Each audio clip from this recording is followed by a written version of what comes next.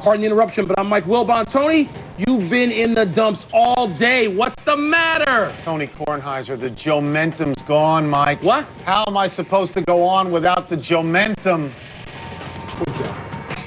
He's your boy, right? You either have the Jomentum or the Jumana. I'd rather have the Jumana than the Jomentum. Obviously, you would.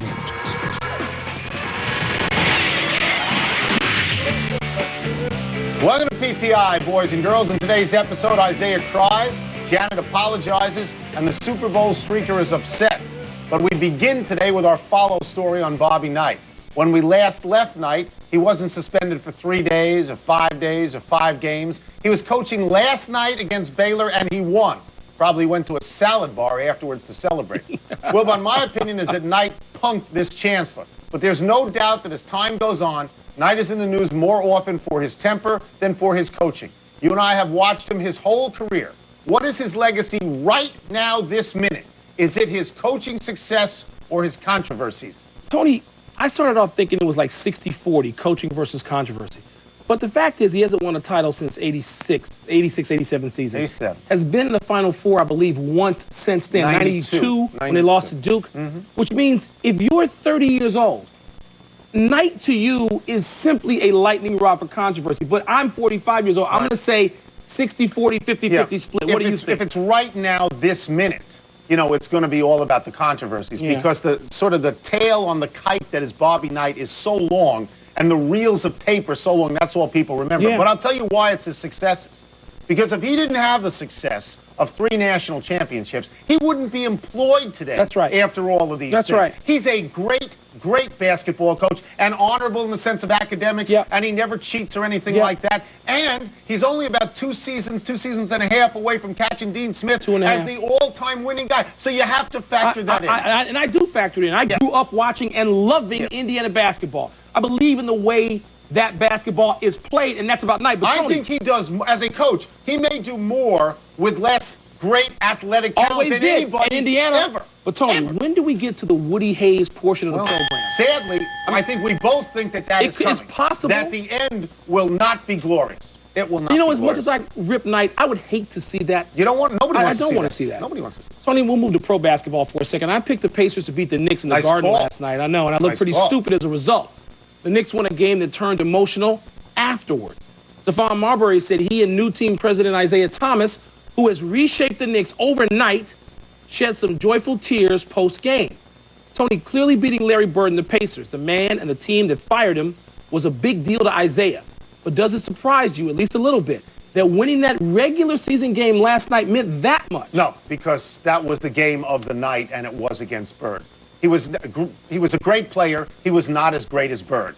He had been a pretty good coach. He was not as good a coach as Bird. Bird comes in as a GM of his team and fires him in a minute and a half. So he carries all of that stuff with him, and justifiably, because Isiah was too great for Larry Bird to have this dominance over him. To beat Larry Bird whenever must be great for Isiah Thomas. Well, I tell you what will be better, I think, for Isiah, knowing him a little bit. He has reshaped the Knicks. The Knicks were nothing, and now, in the Eastern Conference at least, there's something. And he did it. Bird did not build the Indiana Pacers. I know he had a lot to do with coaching them a few years ago. He didn't build that team. He was the first coach to ever get them to the finals. And their history also includes something else that was a little bit ugly. The remark. Isiah Thomas at one point said if Larry Bird were a black player, he'd be just another guy, which was insane. And, of course, he says that it was he meant it in jest, and he didn't mean it. But if you didn't want to take it in jest, if you weren't in the room, Bird did not. So that rivalry is fierce, and for a lot of years. It is more than 20. It is 20 years old. But I just think it's interesting now that this meant that much to him and how this rivalry now will sort of be rekindled. If they can meet in the playoffs, you know what? Cool would that would be a good thing. Yeah. A lot of people thought Allen Iverson would be happy without Larry Brown. But this is the winter of Iverson's discontent. The 76ers have lost 9 of 11. Their record is 20-29. Last night, after losing to Toronto, Iverson said, quote, "We had no pride and no heart. If you're 20-29, something has to change," unquote. Wilbon, what has to change? Well. Recent events would tell us that the coach has to change, particularly Iverson says in the Eastern Conference. I just said recent events, not Allen. Right. He's not only that, he supports the coach. But recent events say if you're in the East and you're not playing up to snuff, you're gone very quickly. Now, I don't know if that's going to be the case because Billy King does not seem like a quick trigger guy to me. But what else are you going to change? I would think you have to let this team run its course because Randy Ayers has been there less than a full season. You got to give him a full year. Very difficult thing for Philadelphia is this, and you know that there's no bigger fan of Larry Brown than me.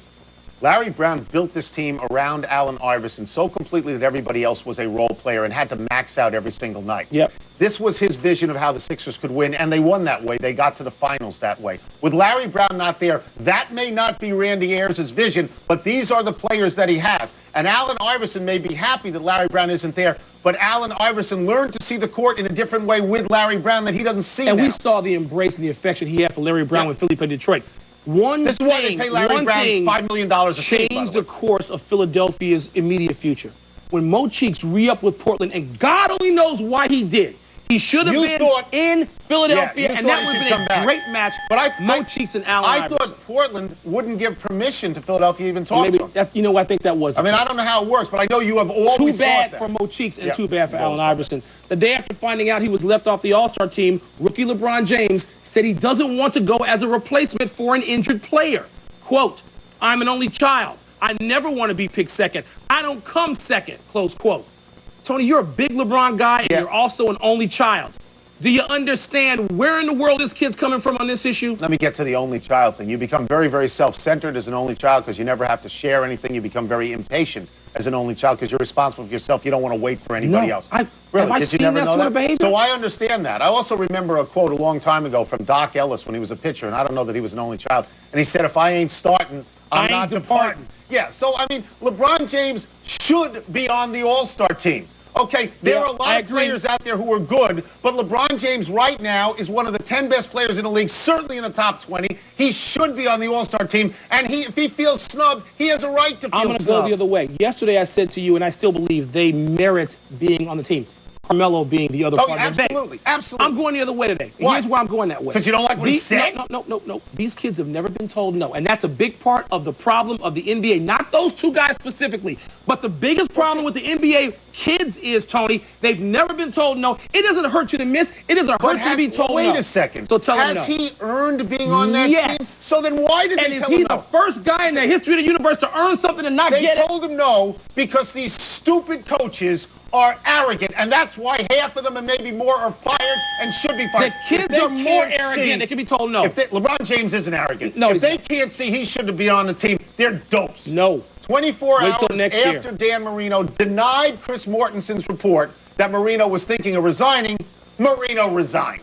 He will not take the job as vice president of football operations for Wayne Huizenga. Marino said he thought about it and it was not in the best interest of his family or the Dolphins. And Wilbon, I know you're not surprised at this. No, I'm not. I think a lot of guys, and I'm going to mention our colleague and friend Sean Salisbury, and now Dan Marino, I think they look at what happened with Matt Millen and just the struggle. I'm not saying they don't want to do it and that Matt regrets doing it. I'm saying that guys who have great lives and great careers in television where they can actually see their families, not work 16 hours a day, not be threatened to be fired by some lunatic like the owner in Arizona. I think they go, wait a minute.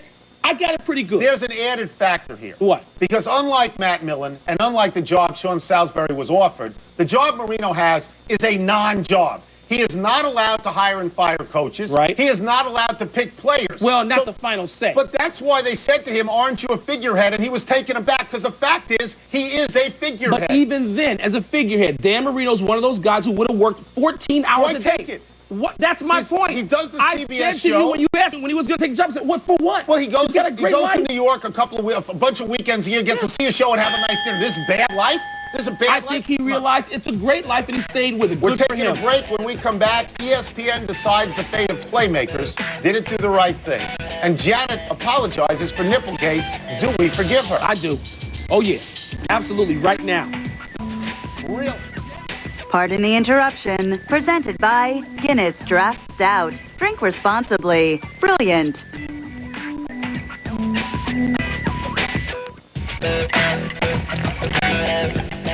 We're bringing on our good friend, media critic, syndicated columnist Norman Chad to talk about the latest developments in Nipplegate. But first, Norman, ESPN has just announced that it's going to drop Playmakers partly to assuage the NFL. Did they do the right thing? They did the easy thing because the NFL put them in a tough position. I wish ESPN would have called the NFL's bluff because over the years, whoever pays the most for the rights gets the contract. But once the NFL raised a finger about it, ESPN got scared. It's their most important business partner. They didn't want to lose the NFL. And if you lost the NFL in a couple of years because someone thought ESPN did something wrong, whoever made that decision is going to lose their job. Well, Norman, that begs the question if ESPN is going to get crushed in the media, particularly by the critics who review television, because they either caved or appeared to cave. Sure, they will get crushed. But again, if you're ESPN, you're in a tough spot. The NFL is your business partner. It's your most important business property. If they tell you they have a problem with something, you're probably going to listen to them. If you don't listen to them and then you lose the property, it's a bad tumble effect, and somebody is going to be in bad shape. Norman, I didn't watch a second, not a single second of Playmakers. You didn't watch Seinfeld either? No. You don't watch anything? Seinfeld, no. Playmakers, no. I'm presuming as much TV as you watched a lot of it. Was any of it any good? Yeah, some of it was good. I watched every second of it, and I hated it from the beginning. I just hated the stories. I hated the characters. It just didn't do anything for me. The team played all home games. They never had a road game. They borrowed a bunch of storylines from the NFL that we've all seen before, so it was nothing shocking, but it was getting terrific ratings. Norman, you don't have to be Albert Einstein to know that from the first episode of that show, the NFL was going to hate it. And the NFL was going to make a call to ESPN and was going to invoke this whole deal. I mean, you could have plotted this with a graph, right? Yeah, but again, the NFL caused a bigger stir. If the NFL just ignored it, I don't think anyone would have thought twice about the show. Once the NFL raised the issue, it created a greater awareness of the show, and then people started wondering about what's the NFL doing. I think the NFL made a public relations mistake in raising a hand about it. Now, let's leave Playmakers for a second and get to Janet Jackson's right breast. Janet has taped an apology. Let's hear it. My decision to change the Super Bowl performance was actually made after the final rehearsal. MTV, CBS, the NFL had no knowledge of this whatsoever, and unfortunately, the whole thing went wrong in the end.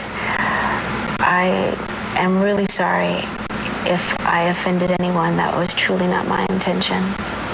Looks like a hostage take, Norman. Do we believe her and do we forgive her? I believe her, and there's nothing to forgive. What was the big deal here? I mean, look at where our culture is today. We're talking about what's wrong with a bare breast for a split second on a cold winter's night. I mean, people made a big deal about the nipple. I got a pretty big TV, a 27-inch TV. I couldn't even see the nipple. I can't even see a hockey puck when it goes on TV. How is the nipple a big deal here? So I think, again, this was much ado about very little. The NFL, though, has thrown some guy from NSYNC out of the halftime of the Pro Bowl game. JC, Tony. Who is it? But you know JC? JC Watts not is the only person. He's going to be replaced with Native Dancers, a great horse. I didn't know he was still running. What do you think of the NFL doing that? Did that show they're serious about something? How serious is that? They're throwing out a guy we never heard of from NSYNC as punitive damage? That's like if, Charles Manson commits mass murders, you fire his gardener. I mean, the NFL, it's public relations window dressing. They're always against gambling, but gambling is good for them. They're against violence, but take a look at PlayStation. Paul Tagliabue reminds me of Michael Corleone at the end of Godfather Part 1. He's in church for the spiritual celebration of the baptism of his godchild while he's put out a contract on half the city to get him whacked. It's the same thing. All right, last question. We got to get to the streaker. The streaker believes that Janet Jackson stole his thunder. How do we make the world safe for streakers again? Oh, how can we sympathize with the streaker? Isn't the bloom off that rose? I mean, we've seen this enough. I mean, if he was streaking across the field while walking on his hands, I'd be impressed. If he was streaking while juggling a baby boy, a dinner knife, and a watermelon, I'd be impressed. But who wants to see a regular streaker these days? Tough audience. Norman Chad, thank you very much. Thank you, Norman. Norman Chad, boys and girls, we take a break. When we come back, is it possible to make the case that Tom Brady is already a Hall of Famer? Yes, it is. Did you consider streaking? You were one of those 70s guys when no. Streaking was hot? With this body? What are you, nuts? You weren't buff then? Time for Heads on Sticks, where we pretend to be all the people who wouldn't be caught dead on this show. Let's get started. Mike, you give. I receive. Who am I? All right, Tony, you are Tom Brady. Okay. If you walked away from football right now, would you deserve to be in the Hall of Fame? Well, first of all, I'm not walking away from football right now. But if you were, because I like it too much. Come on. It's interesting. I have 2 Super Bowl rings and 2 Super Bowl MVPs, and I probably would be in the Hall of Fame. But, Jim Plunkett and Phil Simms have 2 Super Bowl rings, and they're not in the Hall of Fame. The reason I'm not walking away, look at my life. I'm dating a supermodel. I have hair, and I dye it. I proudly carry my man purse. Yeah. I got cool hats. Yep. I can dance. Well, not exactly. My life is great. Why would I walk away? You're not going to walk away, but we don't even want to suppose something bad happens. Tell me suppose you decide to run for office. Okay. You start planning it now, you're not 35. Well, would you be in the Hall? Wilbon, you sit on the Hall of Fame committee. Would I make it? I don't know. You and Terrell Davis, you'd have a great case, but you might not have played long enough. At 26 years old, I believe I would make it. I believe I would already make it. Who am I? You are Drew Henson. Has there ever been so much hype for someone who has done so little for so long? No. I don't even get it myself. I know I'm a pretty good athlete. I mean, I've played everything growing up. But do you know how many games I started at quarterback at the University of Michigan to create all this fuss? No. 8. Oh. 8 Maybe games. They were That's good all I started. And then I went and I played baseball because everybody said Joe Torre told me I was going to be a superstar. Well, you were. And you know what? I'm a bust. The third base is open for the Yankees. Why aren't you there? I can't even get there. Third base is open. See, here's what I know. I know I can't play baseball, and I probably will be a better quarterback. I know I'm leaving some money on the table, $12 million. Are you going to play for Houston? Is that really where you want to play? No, Houston's going to get rid of me. I don't want to be in Houston. I've been sitting behind David Carr, a young quarterback. Why would you sit behind him if you're so great? Well, I haven't proven it. He's incumbent quarterback. They're going to trade my rights. I'm going to wind up picking another spot. Where? Maybe San Diego. Maybe the Raiders. All right. The Raiders might want him, right? Don't mind. Tony, your Ty Willingham, your recruiting class is not ranked in the top 25. I thought Kornheiser said the recruits would flock to Notre Dame as soon as you got there after your first good season. What happened, Ty? Look, don't talk to me about where my recruiting class ranks, because the people who rank these classes are fat dopes who don't know anything. Tell me this. After you see who's ranked high, how many of those players actually pan out, and how many of them get hurt and never play again? This year, you're going to see my first recruiting class, because they're all eligible to play now. You can start judging me this year. But don't tell me about rankings, because let me ask you this. Every year, doesn't Mac Brown in Texas, doesn't he recruit the best class in America? Yep, they got the best players. How many championships have they won in Texas? Exactly. Lately, since Mac Brown, none that I know You of. can start judging me at the end of this year. But Kornheiser said they're going to flock to Notre Dame. Why aren't they flocking? Kornheiser's right in most things, not this thing. Not this thing. Not this thing. Who am I? You look like a child. You are Nets coach Lawrence Frank. Hey, Sparky. You're 4-0 since replacing Byron Scott. Did people underestimate you because you're tiny? Well, you underestimated me. You just called me Sparky. I mean, what kind of junk is that? Did people underestimate Yogi Berra? Of course it did. People underestimate small guys in sports as if we can't get it done. Hey, I'm not playing left tackle. I don't have to block anybody. I'm coaching. Red Auerbach, how big is he, huh? Mike Fratello, how big? Tony's boy Larry Brown, 5'9". Let me ask the you Carolina media guy. How will you keep Jason Kidd from turning on you and getting rid of you? How will you do that, Lawrence? I'm going to let him do whatever he wants to do because he's my best player. He can lead us to the promised land, which is back to the finals. Another thing. Hank Stram, Jeff Van Gundy, the list goes on. You were Bob tradition Knight's of small manager people at Indiana. What did you learn from Coach Knight at Indiana? I learned how to coach. I learned how to run a game of basketball. I learned how to manage people. You need to be big for that. Okay. It's a very good job. You've done a very good job. Now, who am I? You were Dennis Kucinich. Good. In 7 states last night, you amassed a grand total of 0 delegates. Okay. It's obvious you can't win this thing. Why are you still in it? I'm still in it because it's not Survivor and I wasn't voted off the island. I want you to look around for a second. Lieberman is out. Mosley Braun is out. Graham is out. Gephardt is out. Do you see my strategy? Am I making my point? The field is going to thin out. They're all going to drop out, and you're going to be the only one left standing? Look at me. I look like Bat Boy. I'm a vegan. Here's my You look like the father on the Patty Duke show. I got the Nobody's whole old enough to vegan remember book. that either. This is my platform, which you're going to hear when I get one-on-one with Kerry. I'm a vegan. I'm against the war. I don't eat meat, so there's more for you. Pretty good, It's been all downhill. Pretty appealing. How old was he when he was mayor of Cleveland? How old? 32. Wrong. Time for a break. How old was he? 24. But really? 24. Wow, don't go anywhere because we have some late developments in Nipplegate, and Wilbon has something he'd like to point out about Tim Floyd. I wonder what that could be. I don't even know. He was 24? Well, Steph will tell us if I'm right. 32. 24. Really? I think. Pardon the interruption. Presented by Guinness Draft Stout. Drink responsibly. Brilliant. Happy time, people. Happy 45th birthday to Lawrence Taylor. LT was last seen coaching one of the teams in the Lingerie Bowl. His recent autobiography, LT Over the Edge, failed to become a huge seller, but he's the greatest linebacker who ever lived, right, Will? Yeah, he's on the Mount Rushmore linebackers with Butkus, Nitschke, and I don't know whether to say this, but Ray Lewis could be moving on there, bumping off somebody like Bobby Bell, who's a great player. Happy anniversary, Steve Mariucci. On this day last year, you agreed to take the head coaching job with the Detroit Lions. Well, now, how's that working out for you, Mooch? The Lions were 5-11, which is better than they were for Martin Morningweg. They won 4 of their last 9, which for them is a Super Bowl pace. Tony, I think it's really possible the Lions are going to win more games than the 49ers this coming season. Well, that would make it a good move by Mariucci. Happy trails, Nick Van Exel.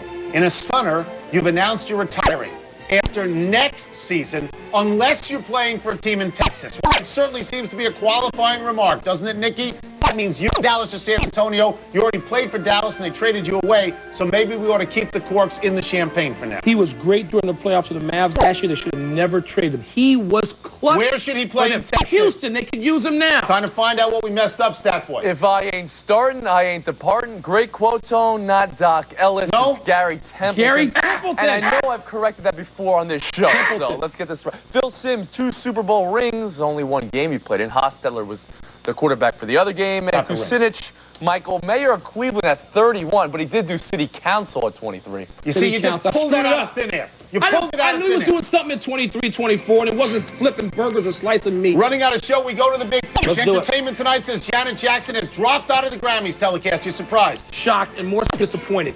Tim Floyd's Hornets have lost 3 straight and host Dallas tonight. I wanted to point that out to you. You just love to bang Tim Floyd I'm sorry, around, I couldn't help it. Jim Fossil joined the Ravens coaching staff. You like that move? It's his best friend. He's a good coach. Yes, I like that Billy is move. his best friend. The Bengals are moving to turf, artificial turf. You okay? No, that's bad on people's legs. It causes injuries. Field turf is better. Players like it. So this is okay. I like it a lot. Field All turf. right, LeBron plays the Lakers tonight. Who do you like? You're cold Lakers. Cleveland at home. Lakers coming off a 1-point road victory. Cleveland at home. Really? Cleveland at home. Yes. Cool. We're out of time. Trying to do better the next time. I'm Tony Kornheiser. And I'm Mike Wilbon. Same time tomorrow. AI's mad. Janet sorry. The general consensus. Bob Knight. Sports Center is next. Why don't you pick the time?